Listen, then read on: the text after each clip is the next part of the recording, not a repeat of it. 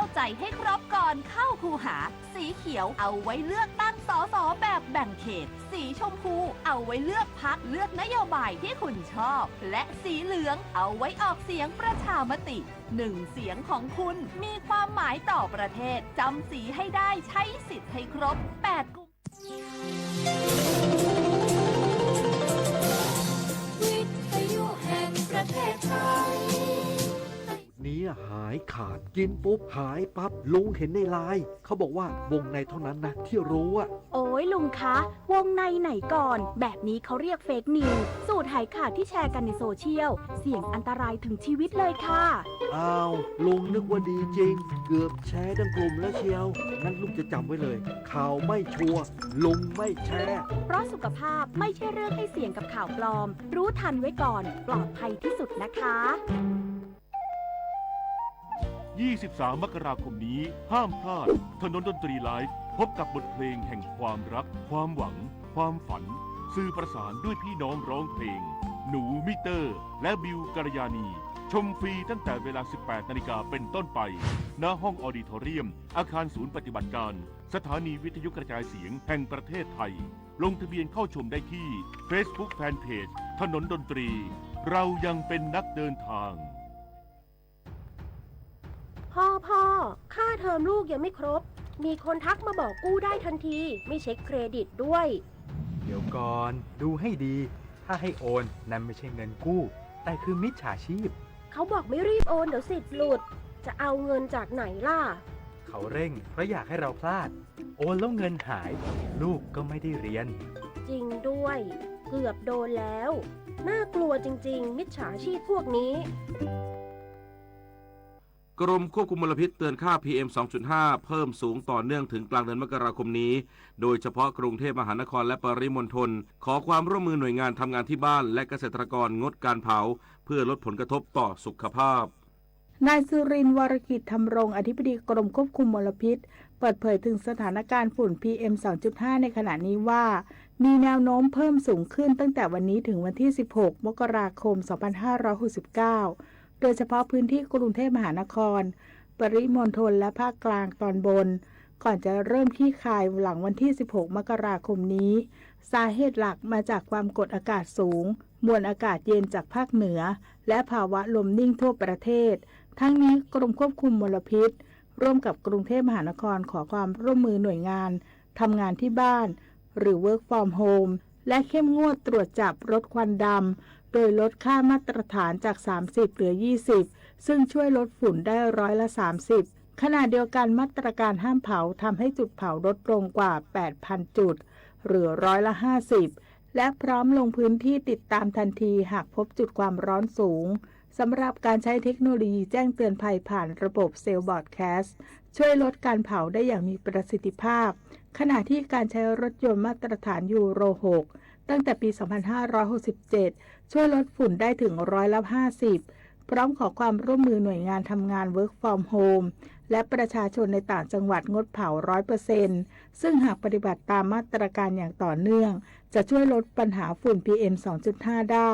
และลดผลกระทบต่อสุขภาพประชาชนวาสนาตระเกตรายงานด้านจังหวัดอำนาจเจริญค่าฝุ่น PM 2.5 เริ่มมีผลกระทบต่อสุขภาพขอให้ประชาชนกลุ่มเสี่ยงลดหรืองดการทำกิจกรรมกลางแจ้งสวมหน้ากากอนามัยเมื่ออยู่นอกบ้าน นายแพทย์ปฐมพงษ์ ปรุโปร่งนายแพทย์สาธารณสุขจังหวัดอำนาจเจริญเปิดเผยว่าสถานการณ์ฝุ่นละอองขนาดเล็ก PM 2.5 ในพื้นที่จังหวัดอำนาจเจริญเพิ่มสูงขึ้นในช่วง 1-2 วันที่ผ่านมาโดยพบค่าสูงสุดที่อำเภอชานุมานวัดได้ 47.6 ไมโครกรัมต่อลูกบาศก์เมตรโดยค่าเฉลี่ยทั้งจังหวัดอยู่ที่ 44.3 ไมโครกรัมต่อลูกบาศก์เมตรซึ่งอยู่ในระดับเริ่มมีผลกระทบต่อสุขภาพจึงขอให้ประชาชนโดยเฉพาะกลุ่มเสี่ยงเช่นเด็กเล็กผู้สูงอายุหญิงตั้งครรภ์และผู้ป่วยโรคทางเดินหายใจควรลดหรืองดการทำกิจกรรมกลางแจ้งในช่วงนี้และหากมีความจำเป็นต้องออกนอกบ้านควรสวมหน้ากากอนามัยป้องกันฝุ่นทุกครั้งหากมีอาการผิดปกติให้รีบไปพบแพทย์ใกล้บ้านทันทีพงศิริศรีหานามสวทอำนาจเจริญรายงานกระทรวงเกษตรและสหกรณ์ร่วมกับกระทรวงการต่างประเทศผลักดันสินค้าเกษตรไทยเข้าสู่ตลาดประเทศภูมิภาคตะวันออกกลางนายวิณโรจน์ทรัพย์ส่งสุขปลัดกระทรวงเกษตรและสหกรณ์เปิดเผยถึงการหารือร่วมกับนางจิราพรจิรัมไพกูล เอกอัครราชทูตวิสามัญผู้มีอำนาจเต็มประจำราชอาณาจักรฮัจญ์ไมจอร์แดนและคณะจากกระทรวงการต่างประเทศว่าทั้งสองฝ่ายได้หารือร่วมกันขับเคลื่อนนโยบายต่างประเทศเชิงรุกโดยเฉพาะในภูมิภาคตะวันออกกลางถือเป็นตลาดเป้าหมายที่มีความสำคัญสูงเนื่องจากเป็นกลุ่มประเทศที่มีกำลังซื้อและมีความต้องการสร้างความมั่นคงทางอาหารในภูมิภาคซึ่งกระทรวงเกษตรพร้อมแลกเปลี่ยนข้อมูลและประสานการทำงานอย่างใกล้ชิดเพื่อขับเคลื่อนความร่วมมือด้านการเกษตรรวมถึงผลักดันการเพิ่มการค้าสินค้าเกษตรของไทยเข้าสู่ตลาดตะวันออกกลางให้มีมูลค่ามากยิ่งขึ้นตลอดจนต่อยอดความร่วมมือในมิติอื่นๆที่เกี่ยวข้องในอนาคตอันจะนำไปสู่การสร้างโอกาสทางการตลาดเพิ่มมูลค่าสินค้าเกษตรและเสริมสร้างรายได้ให้แก่เกษตรกรไทยอย่างยั่งยืนทั้งนี้กระทรวงเกษตรอยู่ระหว่างการขอเปิดสำนักงานที่ปรึกษาการเกษตรต่างประเทศในภูมิภาคตะวันออกกลางอาทิซาอุดีอาระเบียและสหรัฐอาหรับเอมิเรตส์เพื่อทำหน้าที่ผลักดันและอำนวยความสะดวกด้านการค้าสินค้าเกษตรและอาหารรวมถึงการพัฒนาความร่วมมือทางวิชาการระหว่างไทยกับภูมิภาคในตะวันออกกลางจบข่าวพฤษแก้วพิบูลอ่านรอฟังข่าวต้นชั่วโมงครั้งต่อไปเวลา 10 นาฬิกาติดตามข่าวที่นำเสนอไปแล้วได้ที่ www.thainews.prd.go.th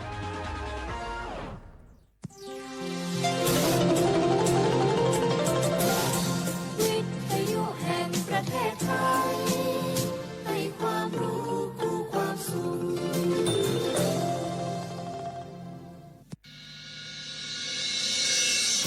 สถานีวิทยุกระจายเสียงแห่งประเทศไทยจังหวัดเชียงใหม่ AM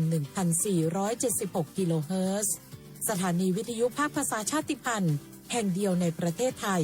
ที่มีความทันสมัยเชื่อถือได้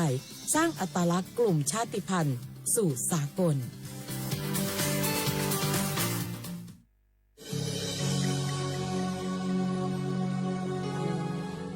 เกิดเป็นคนไทย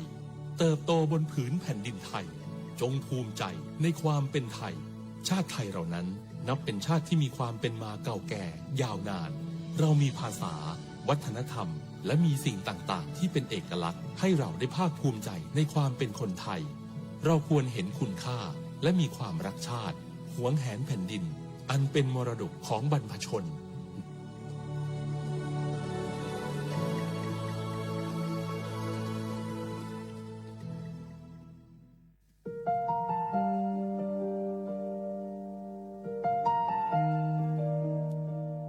ขอน้อมเกล้าถวายอาลัยสมเด็จพระพันปีหลวงพระแม่แห่งแผ่นดินผู้ทรงเมตตาเหนือเกล้าขอพระองค์เสด็จสู่สวรรคาลัยข้าพระพุทธเจ้าข้าราชการและเจ้าหน้าที่สถานีวิทยุกระจายเสียงแห่งประเทศไทยจังหวัดเชียงใหม่กรมประชาสัมพันธ์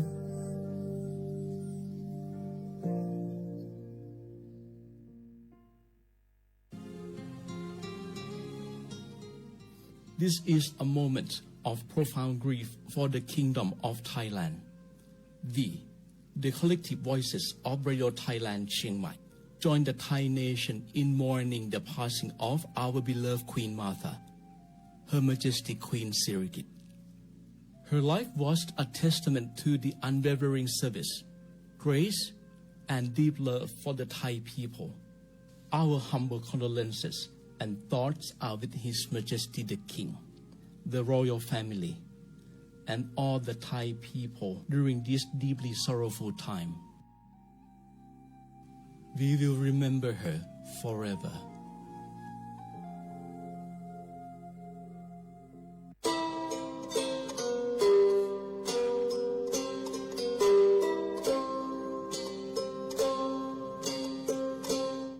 Pepra kecil kopo, pepra kelu prakenyo, suharo saharo, ta cerita copamu sasemu lopi, ta biyo pake, pepra kelu prakenyo, duyo pake ba copamu do ketelo.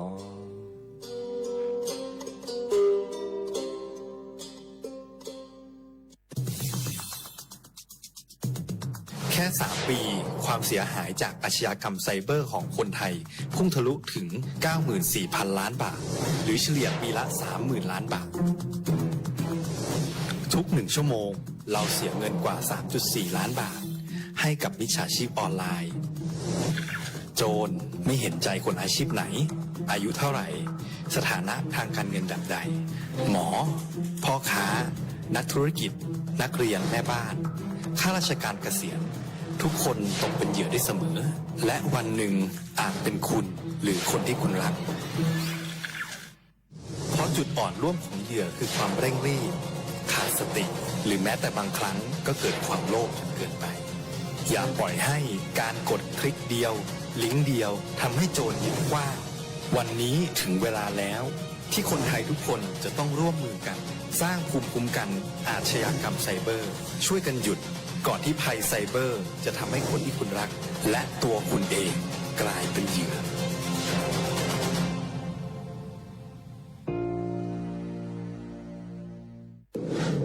ในช่วงนี้หลายพื้นที่ของประเทศไทยอากาศหนาวเย็นอย่างต่อเนื่องโดยเฉพาะยอดดอยและยอดภูประชาชนอาจเสี่ยงต่อโรคและภัยสุขภาพจากอากาศหนาวได้ขอให้ทุกคนเฝ้าระวังโรคที่พบบ่อยในฤดูหนาวได้แก่ไข้หวัดใหญ่ปอดอักเสบโรคอุจจาระร่วงโรคหัดโรคมือเท้าปากรวมทั้งภาวะเจ็บป่วยหรือเสียชีวิตจากอากาศหนาวโดยไม่ทราบสาเหตุโดยเฉพาะผู้ที่ไม่สวมใส่เสื้อผ้ากันหนาวหรือผู้ที่ดื่มสุราเป็นประจำป้องกันง่ายๆเริ่มที่ตัวเราดูแลสุขภาพให้แข็งแรงออกกำลังกายสม่ำเสมอรับประทานอาหารปรุงสุกดื่มน้ำสะอาดล้างมือบ่อยๆไม่ใช้ของส่วนตัวร่วมกับผู้อื่นและหากมีอาการไอจามอย่าลืมสวมหน้ากากอนามัยทุกครั้งขณะอยู่ในที่แออัดที่สำคัญควรรักษาความอบอุ่นเตรียมเสื้อผ้ากันหนาวให้เพียงพองดดื่มเครื่องดื่มแอลกอฮอล์เพื่อความปลอดภัยในช่วงอากาศหนาวนี้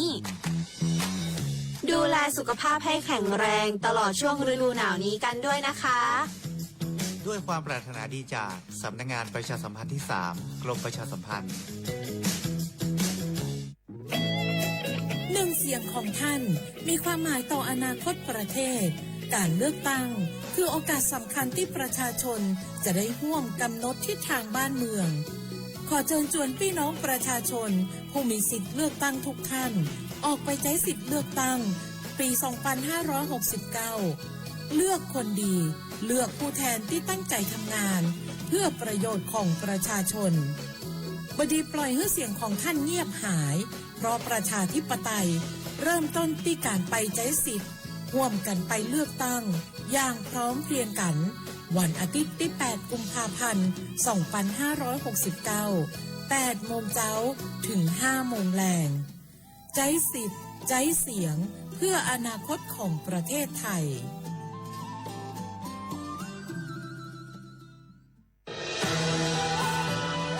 จากศาลากลางจังหวัดน่านหลังเก่าพัฒนาสู่การเป็นศูนย์การเรียนรู้นันทศิษย์ป่าคารโดยมูลนิธิรักป่าน่านนับเป็นพระมหากรุณาธิคุณที่สมเด็จพระกนิษฐาธิราชเจ้ากรมสมเด็จพระเทพรัตนราชสุดาสยามบรมราชกุมารีได้พระราชทานนามนันทศิษย์ป่าคารอันหมายถึงอาคารแห่งความรู้ทุกแขนงของจังหวัดน่าน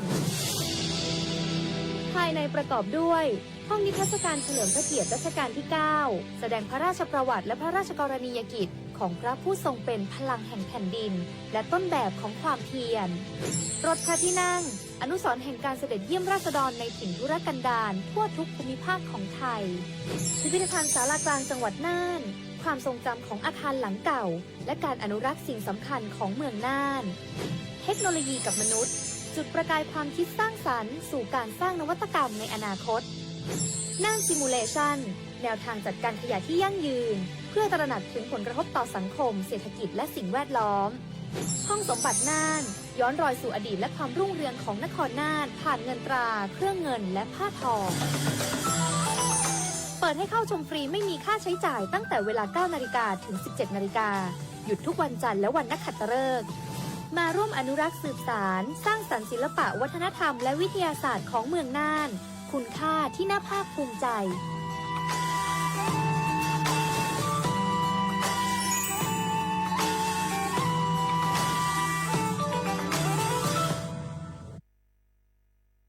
บ้าน สนาเกตชามาเรเนสปสชมาเจอตาชาเหียเปบาชาบาเลมากว่าซาบาเลอากตอดิเลบัดทอพาลเวซอและยาลซาเซดิซาดอเพลซาเฮลอเทสีเคมีบำบัดเฮลอฮอร์โมนยาเกซาเลรังสีรักษาเสรภาอีคอโปรเลหมอดอกบาโชเกซึแกสกอดุลคูชลปูเวดานิลอซีกว่าอาทอเลสายด่วนสปสช1330สปสชเขต1เวกิแม053285355สายด่วนกมทูล1600ดาวสายด่วนสุขภาพจิต1323ลบกะก็กะแดะก่อนนี่หรอ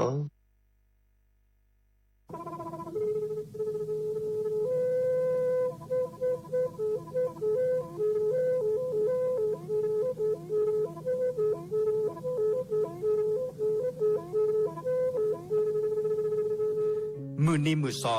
เลอะวันที่29ตุลาคมนี่เชกโทรแซกซาคือชิญญิลาบุขีเนเนาะ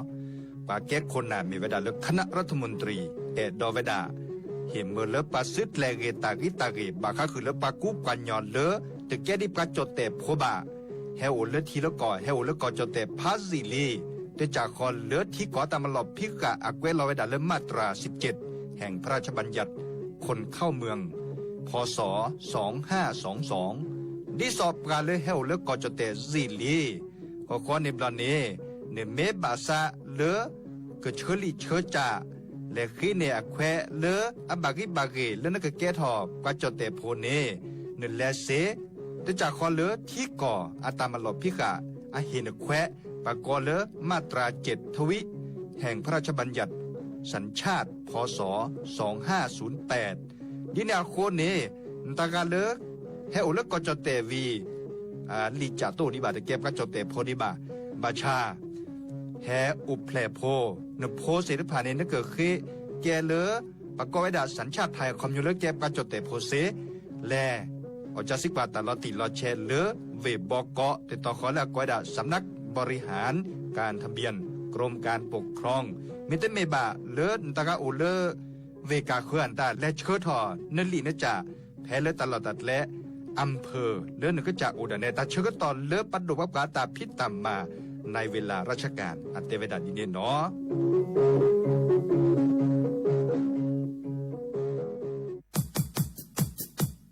ดอปูแบบปากญอโพเนเมบาซาสุออมมืออเลวิทยุกลือลอกอจเตเวกีแมตตอนยาอีบอบบาเนบาคักเล่นตามพี่ตามมาตามพี่ออกมาออกจดแต่กว่าก็ได้และสนใจโฆษณาเนื้ออดจัดสิกว่าสวทเชียงใหม่เบอร์โทรศัพท์053-276-068เมตเมบะ092-246-8579เซทอมโบลอ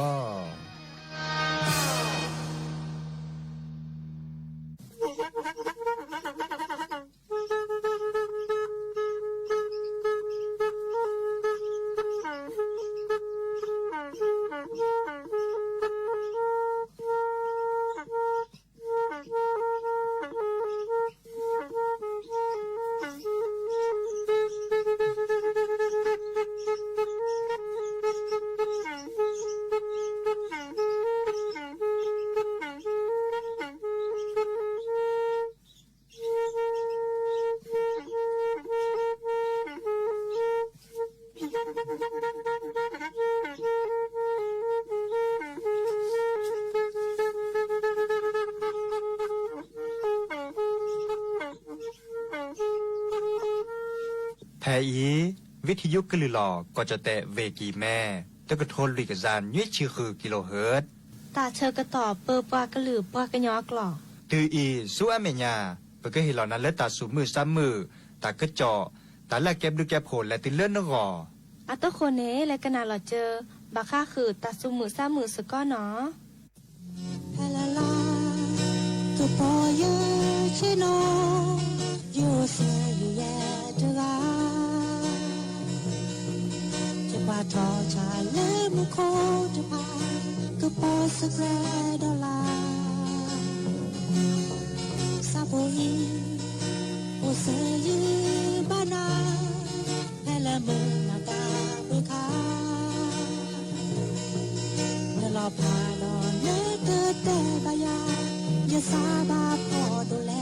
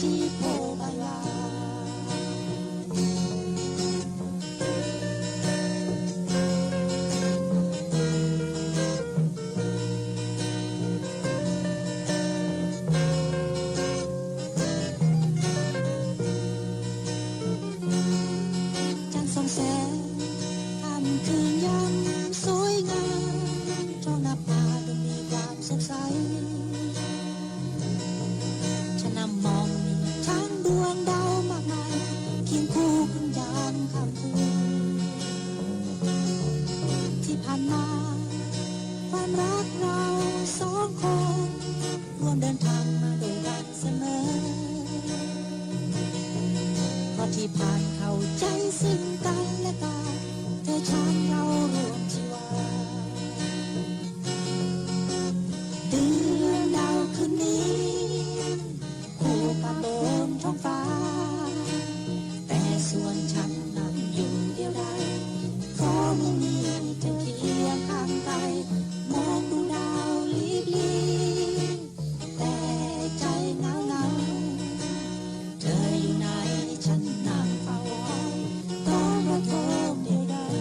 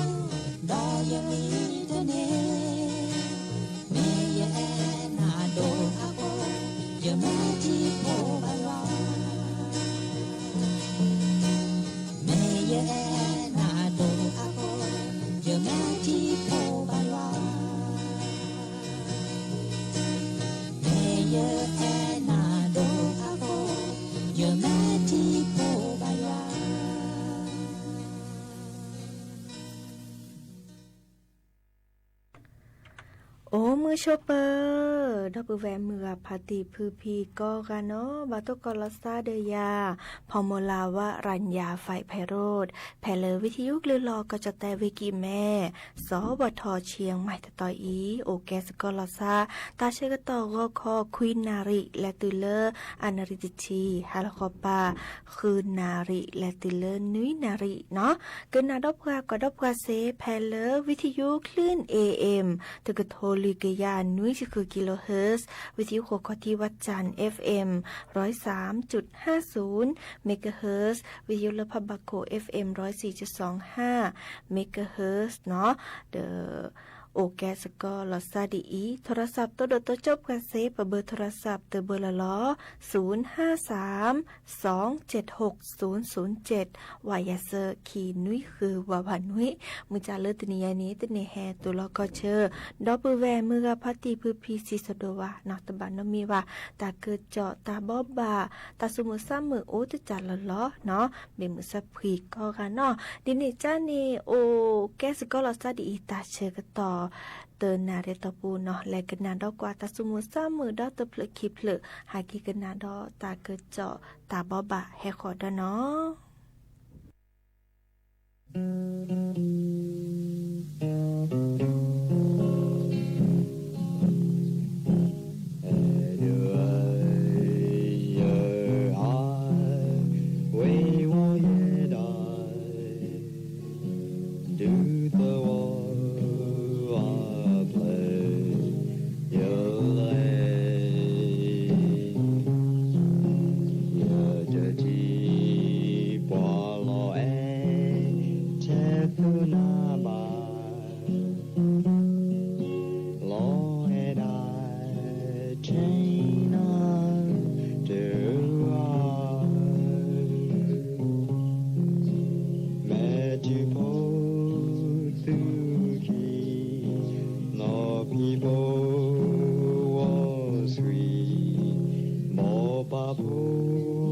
Blossom, we la de mar.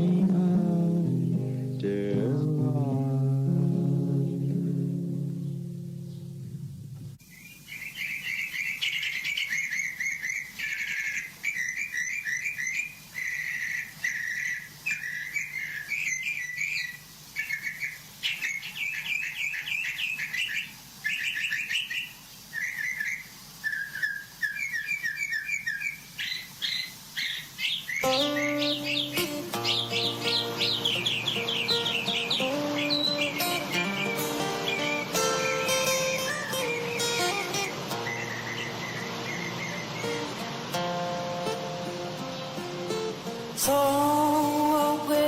cơ chờ thọ kỳ là bà sa chờ đợi hồ chỉ chờ lo li chỉ chờ đợi bù bê mò lo li đi nào mò xa xôi chờ chỉ ya ye đã chờ chỉ ba na cứ nhớ đi sâu giờ bê lô na se à se que chegou a que me đó lời na xa chờ qua lỡ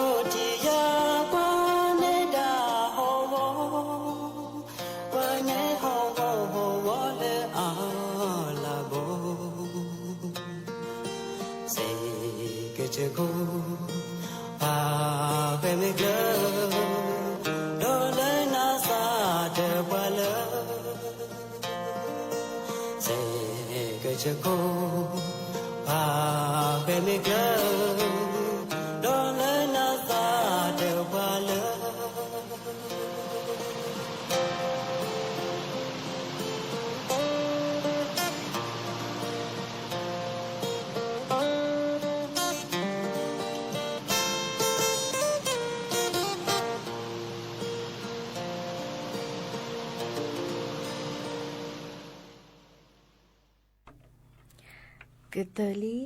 ตาซาวีเนาะเลซาตเพื่อหากิกันนานดอกกว่าตากระเจาะตาบอบาจิแกดิซอเลอร์กสิสระมนเทียนคณาสวัสดิ์เนาะอาแกอธิบดีกรมควบคุมโรคเนาะเดอแต่เวดาดิซอเลอร์อันนี้กว่าบาก็คือเดอตาชุตาชาเลอตาเชอต่อไคอีโรคกับบาตาชาเลอตาบัตมือพาโดโรคไข้หวัดใหญ่เนี่ยตบลือต่ออาทิเกเนเดอดิซอบกะเลออาบัจจาเนโกโอบุลอซาเดปะเลออาบัตตาชุตาชาโอสกอลอซาเนาะแกตลอดตะแกลเลอโอสกอลอซาแต่ยินยอนเนี่ยเนาะเดอดิซอเลอกรมควบคุมโรคเดอแต่จืนแนกแลเฮดับแวเมือปฏิบุพีเนซีญาบาคาเดอตาชุตาชาไข้หวัดใหญ่อาเกียวโรเนาะอามาไซจะหลอบากรอกะดีจะหลอบเลอเพเกอกว่าแชวตาชาตะไคอิเซอามากว่าเวดาดิซอเลออาแต่เวดาการเฝ้าระวังโรคดิจิทัลเนาะดิซอเลอร์กองระบาดวิทยากรมควบคุมโรคเนาะเดอแต่เวลาจะถอเริ่มมือนี้มือซอเตอร์ลามกราคม ตือเลอมือนี้มือซอเซอร์ชีลาธันวาคมนี่ขี้โทยกยาคือจีข้อนี้ตัวกอบกับบาตาชาตาบาตมือพัดโดเตอเกล่าเนาะเตอเกล่าแบล็เนาะดิเนจ้าเนี่ยเดอบาเวดาตือเลอซาสมุลพิซิโจโอเวดาเตอเกยาคิชิเยกาเดอดิซอปลาเลอบาราก็ตื่เนาะโอเวดาเลอพสโฮเนาะอันนี่เย็นนี่ตัวเลือกคุยนี่เนาะวิก็ดอพสโฮเลอโอเพลซอตัวเลือกลุยนี่ดอพสโฮเลอนี่อันนี้ติชีตัวเลือกติชีลุยนี่เนาะแม้แต่บักคาเดอตาชาโรคไข้หวัดใหญ่ตาชาตบัตมือพัดโดอาแกเชื้อไวรัสจ่าเนาะเลออาเฮเวดากลีกซากโลเนาะเดอปาลาเดียลอกอัตบัตมือนี่หรอเดิมเมื่อจะอาเกดิซอเลอโลโกเนาะโคสัชชาลอบุยลอตอจิตกี้ขอตกี้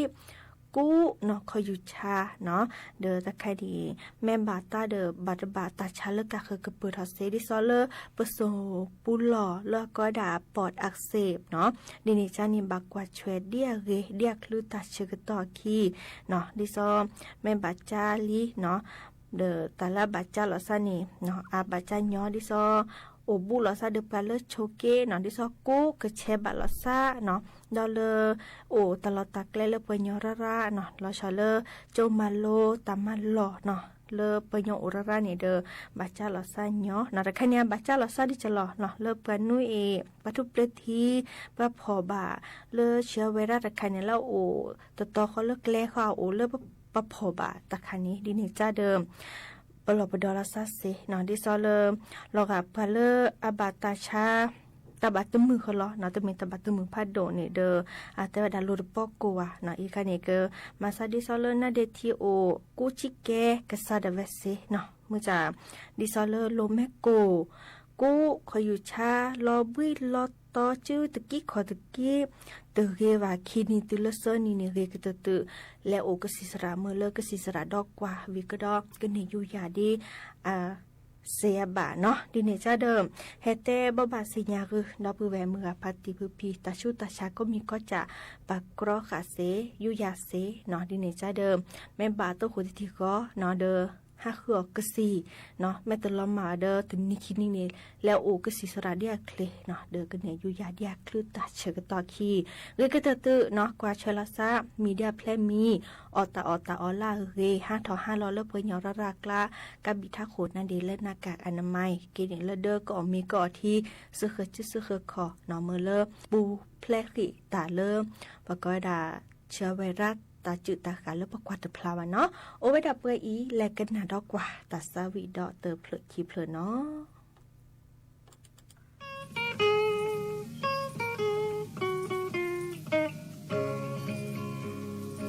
是呀，发布的那样，你那没有扎黑，有那你那，乐基那马我的扎了，那把的呀都好些那样，我也都发布。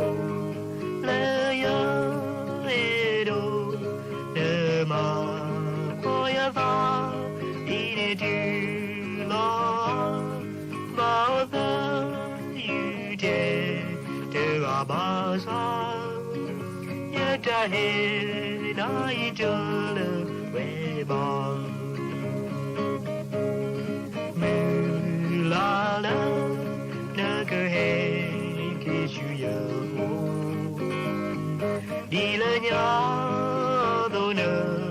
没有扎黑，花了呀给好你那着我。没把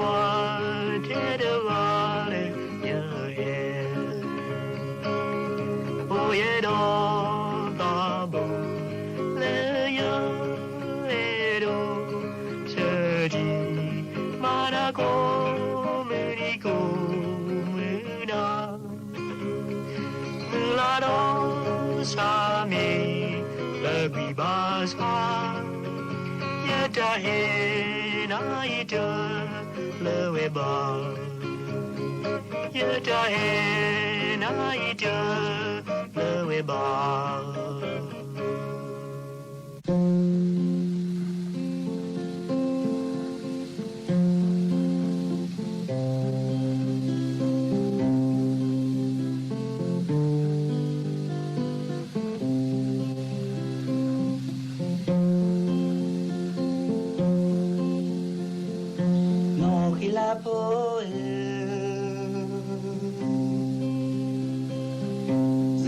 di mana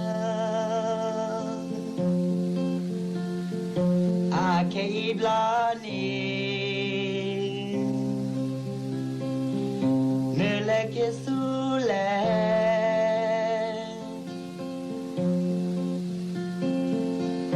sasi kwazena pesa tre aka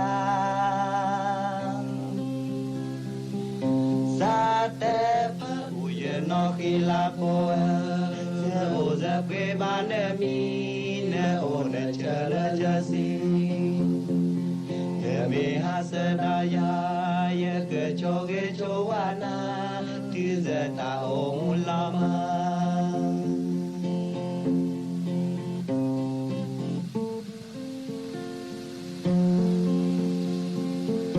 no khila po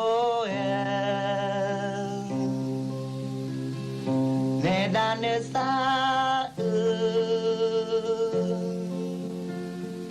ma ke te sel o de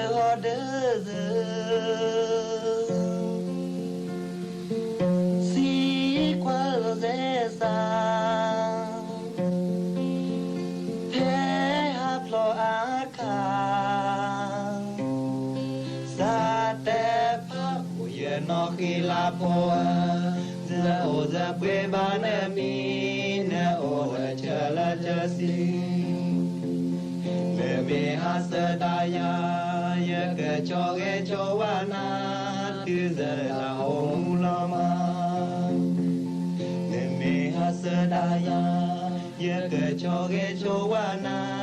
tu za la o lama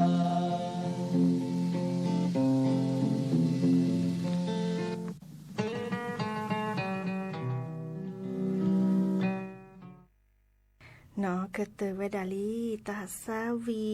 เนาะดิซอเลแฮออทอคือดับแวมือกับปฏิพือพี่หากิกันนาดอตากระเจาะดอตะคาหน่อยค่ะนี้เนาะเริ่มมือนี้มือซอคือลามกราคมเนาะตาเชกต่อเลลุยนาริภาพอศูนย์บัญชาการป้องกันและแก้ไขปัญหาไฟป่าหมอกควันและฝุ่นละอองขนาดเล็ก PM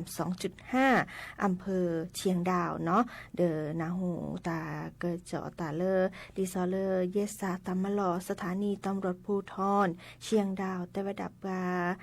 ชุอูชุแกเสละอูเสเดวาเดคุสูเนาะตาติกิตวอลเลอร์บัสซูมาโทดีอากอดาเลอไร่ถั่วลิสงเนาะเลอเตอฮีคอเลอร์ห้วยน้ำรินหมู่16ตำบลปิงโค้งอำเภอเชียงดาวเวกิแม่เนาะเดอและลอกว่าและตือต้านี่เดอตกก่อปลาพอมือปลาดกะอันนี้แย่ชิดนี่เนาะเดอแก้ปลา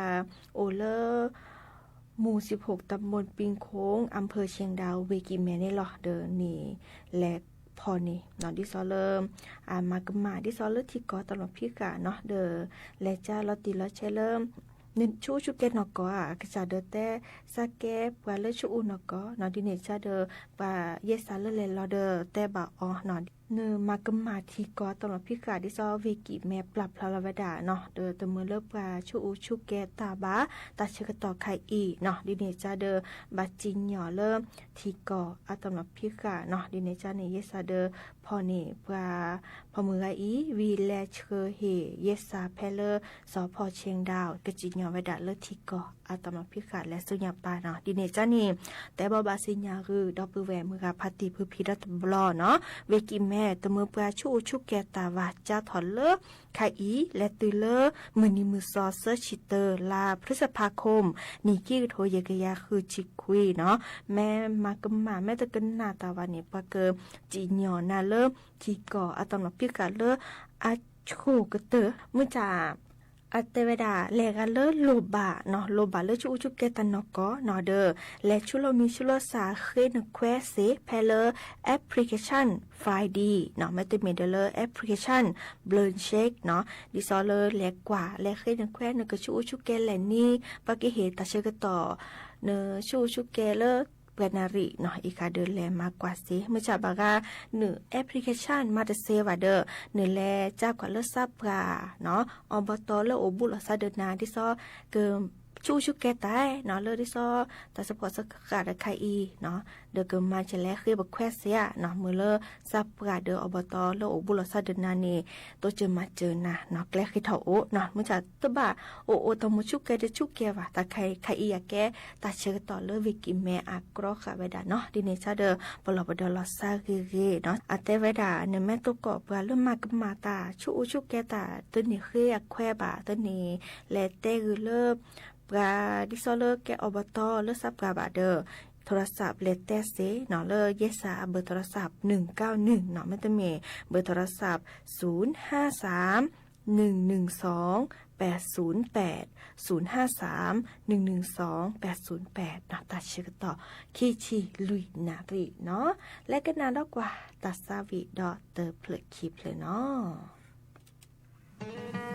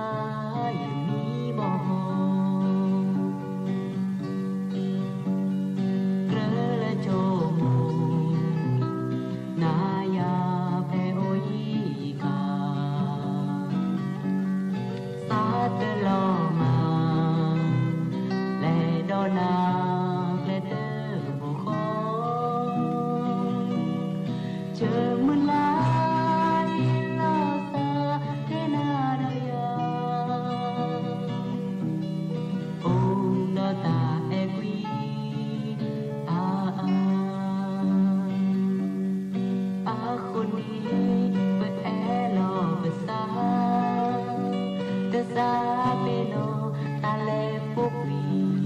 age iye pa ya sa ni kamwi na se no tho ne ta plo me di lo jo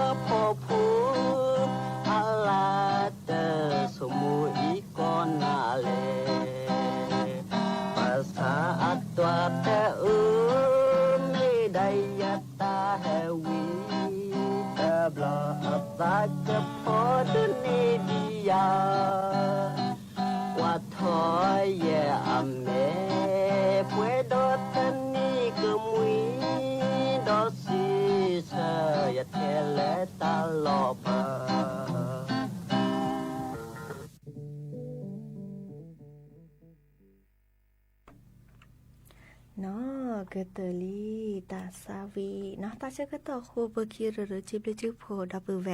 มือกาพาตีพือพีก็การเนาะกันนะดับกันเลยวิทยุกว่าดับกันเลยออนไลน์เมื่อก็การตกเกาะตาแลรีโอเดโกลโอเดเจไปเหมือนซับพีก็การตาเชกต่อละละเลยนี้กันนาเก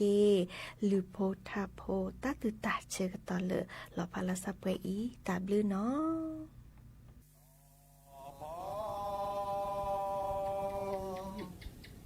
พอเดินเนบาปอยาโดมือนอแกงสีเตอบลอดอเกโคพอละดูเดวกาโวตาฮาเฮวาจืตาโอตาเฮวาจืสาลอปฮอเตเนบาปอยาโดมือนอแกงสีดาบลอดอกเกโคพอละดูดาวตากีตาหามาสยืปืตาเกตามาสยืปืสาลอ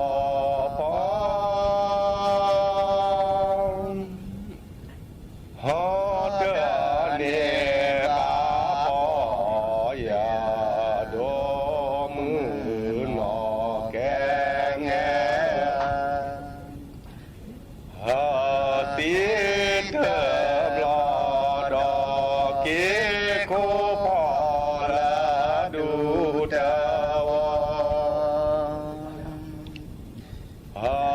ยาบานาฮาตะ เควตาเวยาบานาตาเควตาเควตาโลพฮอเตเนบาปอยาโดมือนอแกงสีดำลอดอกเกโคพอละดูดาวดีปากควาหายาบาบีเบ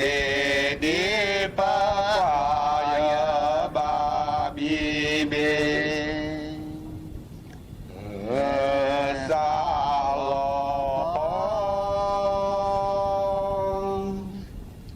ฮอเตเนบาพอยาโดมือนอ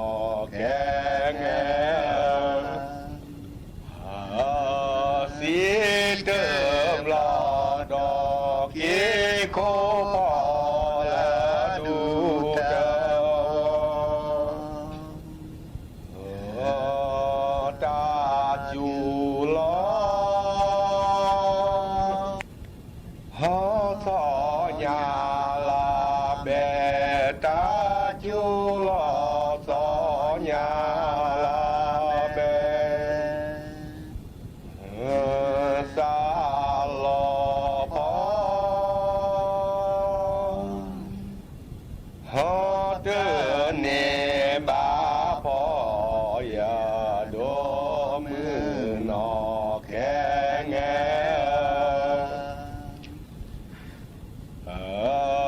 สีเดบลอดอกเกโคพอละดูดาว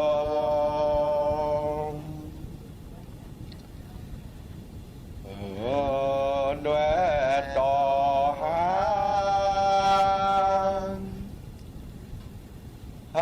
มายืนแดดแกด้วยต่อแหมายืนแดดแก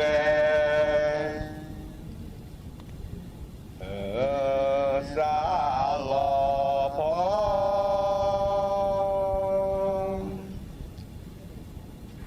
ฮอเตเนบาพอ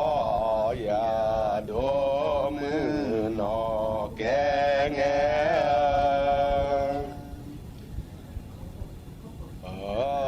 สีเติมลอดอกเกโคพอละดูดาวนออูลาฮะทีอาวอลิโมทีสานาโมทีสานาเลโอนาเลเตเซโคเมวี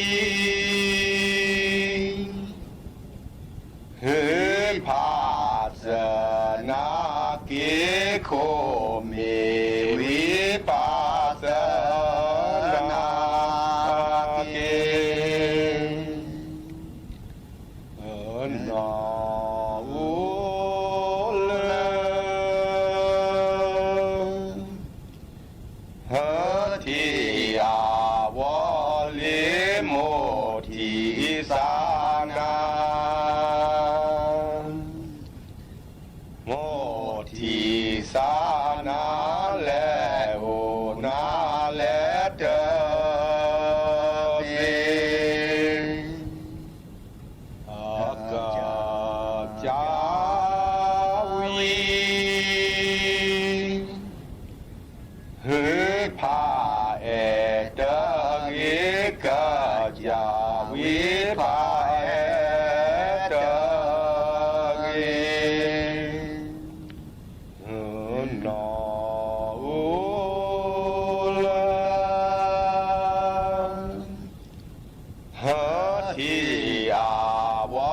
ลิโมทิสานาโมทิสานาแลโอนาแลเตสินอปัวนอมีปลายาหาคืออยาโชกว่ามีลอกอนนาทุกขีอุโหยาบาทุกขอทุกขีอุยามาทุกบาทุกโหดอปัวนอมีปลายาหาคืออยาโชกว่ามีลอก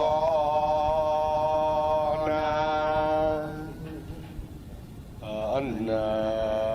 มีโอโหยาบายาดอโหนามีโอยาบายาดอบายาดอปัวนอมีปลายาหาคืออยาโช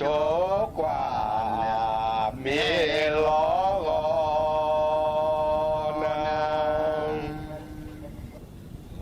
นมีหมอปาหาชีทาดาแคมหามีหมอปาชีทาดาแคมทาดาแคมดอปัวนอมีปลายาหาคืออยาโชกว่าเมลอกอนมีลาดอหอโคมือหมอแว กับยุทธพรบานเย็นครับ กองทัพภาคที่ 1 จัดงานวันสถาปนาครบรอบ 116 ปี พร้อมจัดพิธีทำบุญอุทิศให้กับทหารที่